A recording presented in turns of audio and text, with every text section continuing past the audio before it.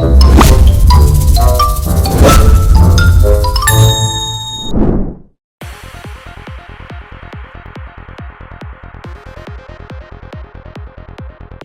I would like to know the right way to pronounce. Is it Gebeya? Yes, that's Gebeya, yes. Gebeya, okay. What does it mean? It means marketplace in Amharic, which is a national Ethiopian language. Okay. All right. So kindly introduce yourself to us. All right, my name is Amadou Daffe. I'm the CEO, co-founder of Gebeya, a freelance marketplace that's trying to sort of build a democratized way of hiring talents across the continent. Hopefully, will be as big as Upwork, which is sort of our benchmark. Okay, so I understand that Gebeya started 4 years ago. So what has been happening since then, from then till now, in summary? Right. So we launched recently our platform, which was sort of our flagship product in a sense. The past 4 years, we've been doing a lot of these matching and freelance matching with clients manually, right? To understand the market, understand what the customers are looking for. But since then, we've built our platform. We launched about 2 to 3 months ago. Now things are a little bit more automated. Clients can go to the website, submit a request, be matched immediately. There's a little bit of manual curation happening still because some of the things that's happening behind the scene, like negotiating pricing and stuff like that. But we hope that in the next 2 to 3 months, everything should be more fluid in terms of automation and eliminate totally the manual process. Okay, so what kind of opportunities are you creating for high demand jobs for African talent? So the power of our platform is in a matching engine. So Africa doesn't have a talent problem. It has a matching problem, meaning if you submit a request out there, you may have 100 to 200 applicants. So it takes too much time for people to sort of figure out who's the right candidate. Okay. But the jobs are abundant. We figured that out. We did some research. We figured that on average, there's about 2,000 to 3,000 jobs out there open across the continent. But accessing them is not easy for the talent. So organizations are hiring front and back and developers, back-end developers in tech stack, digital marketing, and so on and so forth. And we're delivering the opportunity to skilled, deserving candidates who have already proven themselves through our vetting process. Okay, so I understand that you are automating the platform. What challenges did you encounter before you decided to automate the platform? Right, so platform has already been automated, like I said, or I would say maybe at 90%. The problem we're facing is the huddle working between the two-side marketplace, right? When you have two-side marketplace where you have talents on one side and you have clients on one side is really sort of the huddle, right? But searching, meeting, validating, and negotiating, meaning when a client and the talents are matched, they have to go through all this process. So the client comes in, search for the talent, request a meeting, validate the talent, and go to a negotiation stage. So by collecting enough data from both talents and individual, our organization really is trying to figure out how to best, how to best optimize the automation process, which is the sort of a process on a daily basis, on a weekly basis, and so on and so forth. Okay, so you offer organizations, freelancers, you match them with freelancers that are available on your platform. But what do organizations stand to benefit from engaging freelancers compared with engaging full-time employees?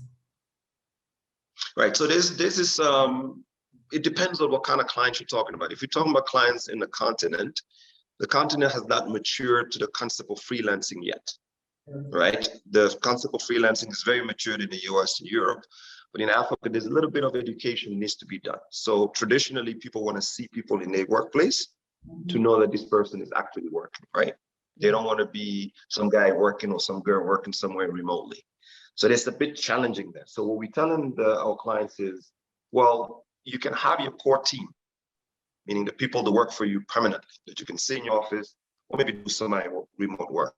But then every now and then you need to surround your permanent team with contractors, right? Let's say you're building a product, you built it already, you need a digital marketing experts, right? Maybe you may want to hire one full-time joining your team, or you may hire them part-time to go and disseminate content. So that's one of the first things that the benefit has, the fact that you can have your core team and augment them with freelancers. The second thing is on pricing. Whenever you hire a permanent employee in Africa, from what we've noticed, there's this tendency of complacency at some point, and to the fact that even sometimes it's very hard to fire someone that's permanent in Africa. If you fire someone, the government's the laws are more lenient towards the person you fire, right? You got to give them six months severance pay and so on and so forth. So we're saying if you hire a freelancer, you don't have to worry about that because they're contractors, right? You can let them go whenever you want. The other thing is the benefits, right? Hire someone, they know to have, healthcare, benefits like cars and all that stuff, which a traditional startup in SME may not be able to offer you, right? So having a freelancer, they're already consultants, they're already taking care of themselves. You don't need to take care of that. So those are the different things that we help companies who are sort of not really understanding what freelancing means or are afraid to hire contractors and so on and so forth. So what does Gebeya do to ensure that freelancers have their rights to a fair pay protected? Right. So the number one things we've done on freelance marketplace, because it's a freelance marketplace, we allow the talent to set their own rate. So we don't set the rate for them. And we add a percentage on top of it, between 15% to 20%, depends on the quality of the talent. Okay. So think of Uber, right? Or some of these ride-hailing app. What they do is the rate of the ride is set on the number of kilometers, right? Yeah. Right. And then Uber will put on top of it percentage. So we are purely a marketplace that way. So we don't dictate any rates. Now, some talents who have a more affordable rate have a better chance of being matched, especially if you're in Africa. Like if you charge $20 an hour, you have a highly likelihood of getting matched than somebody who say $40 an hour in an African market perspective. So that we educate the talent to make sure they understand that going too high may not be necessarily sort of a wise thing to do when you join a marketplace. But the more you have experience within the marketplace, then people recognize, oh, this guy's really worth $40 an hour, then they may be able to hire you that way. So what kind of screening do freelancers have to undergo to ensure that they are on the platform? Say that again one more time. Okay, what kind of screening do you take freelancers through to ensure that they are on the platform, to ensure that you are offering professional services to organizations that come to your platform? Okay, so we not necessarily need to train people, right? We call it onboarding, right?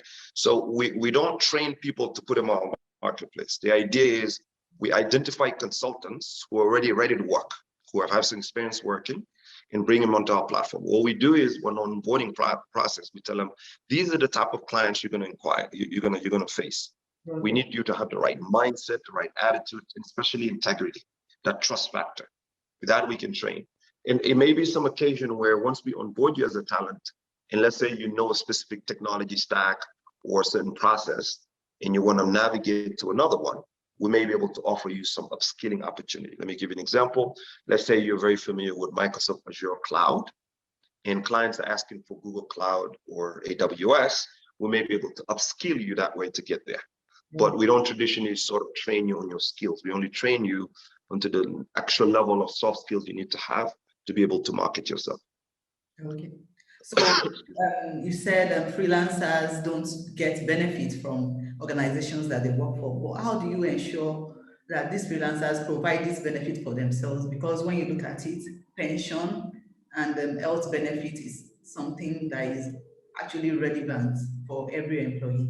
So how do you ensure that they have this benefit, they create this benefit for themselves? Okay, so the professional freelance phenomenon is, like I say, nascent in Africa. There's a lot of infrastructure that needed to be built prior to that, but unfortunately, you have to build it at the same time. Let me give you an example. There's very few insurance companies in Africa that would give you insurance if you have a short-term contract. They want you to have an employment benefit sort of contract from a company and say, okay, this person is going to be working for this company for a long time. Let's give them health benefits. So you go to insurance company, they say, no, we can't do that. So what we've done recently is trying to find partners in the countries where our talents are, okay, and tell them, hey, this is Can you hear me? Yeah, I can hear you. Okay. So we've looked at insurance companies and stuff like in microfinance institution that see the future of work, right? And say, hey, you gotta really model yourself now. Africa cannot provide permanent jobs for everybody. It doesn't work that way, right? So you need to figure out these short-term people, how much you can charge for that. So we're starting to look into that, but it's still nascent. This infrastructure, or even those kinds of companies, some of them are so rigid that maybe some future startups will be able to provide these microfinancing loans or some of these health insurance with short-term lease agreements on it. Okay, so we know that on other platforms like Upwork, we've heard reports that there are usually discriminations against freelancers from Africa. How true is this, and how are you ensuring that this does not happen on Gebeya? So two things. I don't think they discriminate against Africa. I don't think it's the case. I don't think that Africans have there's enough Africans on Upwork to make that decision. The majority of freelancers in Upwork are from Asia, right? Because Upwork is 20 years old. By the time we were talking about freelancing, Africa was not in the picture. I think there's small groups of Africans who are in there that haven't and it's a numbers game. If you have 10 Indian engineers versus 2 African engineers, then if one messes up, it messes up. So I think that's a wrong thing to look at it. But the other thing, maybe specifically to Nigeria, and I've heard some stories about Nigerians in the platform that were not trusted. And we did a study within Nigeria. Forget Upwork. Within Nigeria, some of the companies don't trust freelancers in Nigeria because the freelancers have a tendency of chasing the money rather than chasing opportunities that can get them better opportunities. So there's a trust aspect. But what Gebeya is doing is saying, we're African first platform. Okay. Right? We're not Upwork, so we don't have no right to discriminate against you. We only actually accept African talent. So you have more opportunities within our platform rather than going to Upwork where you have to compete with millions of people. So just the fact that we brand ourselves an African marketplace allows more opportunity for freelancers. Okay, so I checked your platform and I noticed there are like 6 areas of professional expertise for talents. Are you looking to expand into other areas? Yeah, definitely. So we used to say tech talent, but once we started getting into the market, especially with the products, we've seen people searching for business development sales people digitally, right? Because this whole COVID allowed people now to think of people remotely, right? So I don't need a salesperson to sit in my office if, they can do this digitally to, attract businesses. So startups also looking for CFOs, accountants, like hiring a good accounting in Africa. You have 2 choices. Either you hire good someone getting out of school that don't even know how to use Excel. So there's this opportunity to bring in accountants, lawyers. When you set up a company in Africa, you may need a lawyer to help you walk through your due diligence process or deal with your investors and stuff like that.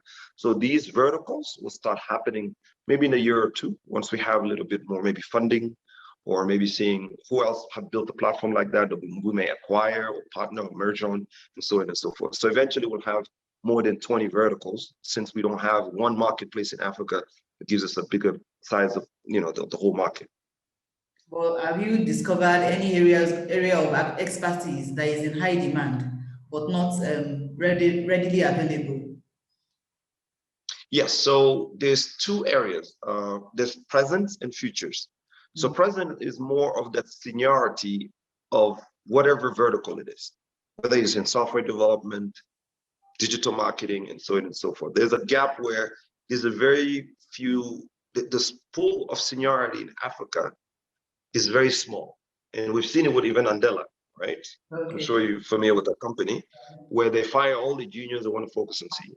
The seniority, it takes about 2 to 3 years to get from intermediate junior to become a senior. Okay. Of course, in a few years, we'll see a bunch of seniors, but for now, there's that gap that needs to be filled. Unfortunately, you can't cheat time. You still need to let this person grow into seniority. Yeah. So that's the big thing that everybody's suffering for. Finding a senior person that's to your rate, that won't leave you in 2 years, go work for Google, is going to be very hard to do. The second futuristic, not future, when I future, I mean a year or 2, talent gap that will happen is around AI. anything with machine learning, data scientists, data engineers. So this is not just a problem for startups, it's a problem also for SMEs or banks. Most of the banks in Africa now are embracing the fact of data would be the way that they need to go to build more business cases, right? So they need machine learning engineers, they need data engineers. So that gap needs to be filled in the next 2 to 3 years around AI. And cybersecurity is another one, just because the more fintech you build in, the more opportunities you have people to have to move money around, right? So those are the 2 areas that we need to keep an eye on, that we build in talents for in this case. So do you feel like that a marketplace like yours is one of the solutions to high unemployment in Africa? Yes, actually, we have no choice. Let me explain why. The gig economy size in terms of dollars is $1.5 trillion globally. Most of it comes from the US. Okay, Africa only affects about 1.2, 1.3% of that $1.5 trillion. By gig, I don't just mean freelancers. I mean gig anywhere from ride-hailing apps, right? The Ubers, anybody who does contracting in a sense in the world, right? Whether you drive a car or you code, right? So Africa only affects about 1.4% of it. If you look at the US, 35% of the workforce of the US is labeled as freelancers and gig workers. So who are we? Right? If the United States of America has 35% of the workforce doing freelancing, well, we better do that, because there's no government in Africa that will be able to provide jobs for the employee. We know that. There's not enough industries that can hire massively at a time in Africa. But if you build, we need more freelance marketplaces like Gebeya. We need hundreds more in different verticals. Right? Some people who handle lawyer, legal, accounting, and stuff like that. So I really advocate for freelance to be really the sure route, because it's been proven already to provide jobs for young Africans. Now, people may say, oh, these are not permanent jobs, but guess what? If I'm getting $5,000 in 3 months, I'm getting more than the average salary I would get for $500 a month working for a company for 12 months. You get me, right? It's just the way you adapt your work now. So it's critical that we build more freelance marketplaces or gig marketplaces in the continent in the next few years. So apart from marketplaces, are there other things that can be done to address unemployment? I don't know any other ways, because if you look at the history, right, you see manufacturing is maybe a way to do that, but China has taken that over, the masters of it, right? Unless we import Chinese, unless we take the small rate the Chinese don't want to pay the employees, and $2 an hour, $1 an hour. I don't think that's the route. If we look at in the future, though, the other thing may be sort of manufacturing is the only one. The other one is coding. We say coding, but coding will require you to be a freelancer, right? So I don't see any other industry that can rapidly, right? I'm saying rapidly, transform the employment rate in Africa. I think freelancing and gig, just look at it, for example, in Kenya, when Uber came, the number of people who had jobs immediately because of Uber within a year was tremendous. Yeah. Even in Ethiopia, we have our own Uber app called Ride. Within 2 years, this single company provided jobs for 50,000 people in 2 years, one company. And they just ride in cars, making 1,000 birr a day is about $50 a day, right? Which is $5,000 a month if you look at it, right? So those are the things that that will transform very quickly. The rest, I'm not an economist, but I believe the freelance marketplace is a sure route. All right. Thank you so much for your time. Is there anything you would like to share? No, I mean, just like, give us a try. If you're struggling out there to find talent, give us a try at Gebeya.com. We're still learning, right? We're not perfect yet, but hopefully the next year or two, Gebeya would be one of the brands that people refer to and say, if you want to hire talent, just go to Gebeya. Just like people, when they want to search, they just go to Google. That's hopefully what we're trying to do. But thank you for the interview, Ife. Yeah. Do you have talent from Nigeria on Gebeya? Oh yeah, it's coming in strong. So the good news, we have talents in 28 African countries. Wow. Right? We cover Francophone and Anglophone. See, we are Pan-African marketplace. We're not a single place. Ethiopia is just a launching pad for us. And to be funny enough, most of our clients now coming from Nigeria, wanted to hire Ethiopian talents because they're cheaper than the Nigerian, or they trust them better for some reason. So we're really creating this multi-country trade within the continent, which makes it going to be very interesting to see in a year or two. So are you keen into the African Free Trade Area Agreement? Yeah, without that, I won't survive. I won't survive because just, for example, Nigerians will take they want me, for example, to bill them in Naira, right? So I have to figure out how to, do that conversion back to a dollar, because dollar is really what we're using to really unify our way of doing business. A platform like Flutterwave would probably be one of the partners we're going to work with for payment between, say, Kenya and Nigeria. So the good news is we don't even need to move our talents around. A Kenyan talent can work for a Nigerian one, right? They require them to fly in, they will think about maybe what would be the visa situation between the two countries, right? To allow a short-term talent from Kenya to move to Nigeria, or Nigerian talent to move to Kenya. So I'm going to look into it once I maybe get to my next round, to be really advocate about saying, how do we build this? How do we participate in this trade thing by proving out that people already trading these services against money within other African countries, and see who can listen to us and maybe help us out. All right. Thank you so much for your time, and enjoy your day. No worries, Ife. Thank you. Thank you, you too. Have a great day.